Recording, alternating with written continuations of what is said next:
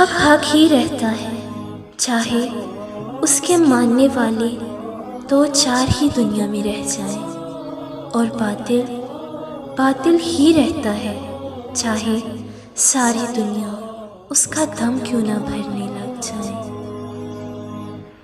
یہ قدرت کا قانون ہے کہ جو انسان کسی کو استعمال کر کے اور اسے دھوکہ دے کر اپنی خوشیاں حاصل کرتا ہے، وہ کبھی نہ کبھی خود اس سے بھی زیادہ دوسروں کے ہاتھوں استعمال ہو کر زندگی کے دکھ سہتا ہے۔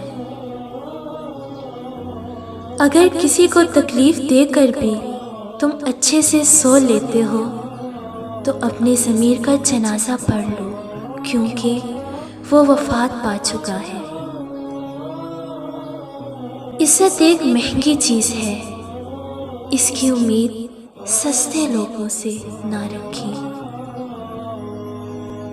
آپ کا بڑا سرمایہ وہ لوگ ہیں جو آپ کی غیر موجودگی میں اپنے رب سے دعاؤں میں آپ کے لیے خیر مانگتے ہیں۔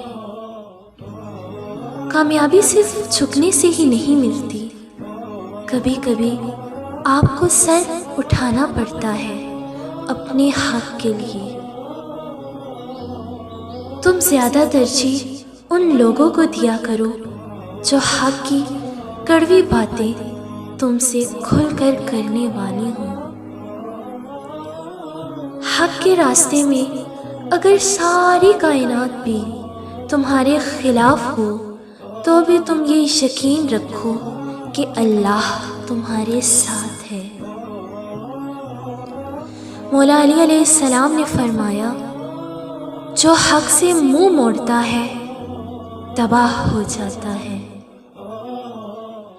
کسی نے کیا خوب کہا ہے، حق کو حق کہنے سے جو ڈرتے نہیں ہیں، ارے حق کو حق کہنے سے جو ڈرتے نہیں ہیں، وہ مر بھی جائیں اگر تو مرتے نہیں ہیں۔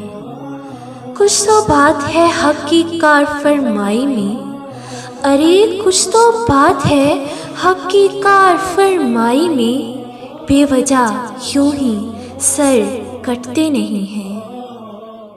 مثل حیدر یقین ان کا خدا پر ہوتا ہے، ارے مثل حیدر یقین ان کا خدا پر ہوتا ہے، لشکر و سپاہ کی فکر وہ کرتے نہیں ہیں۔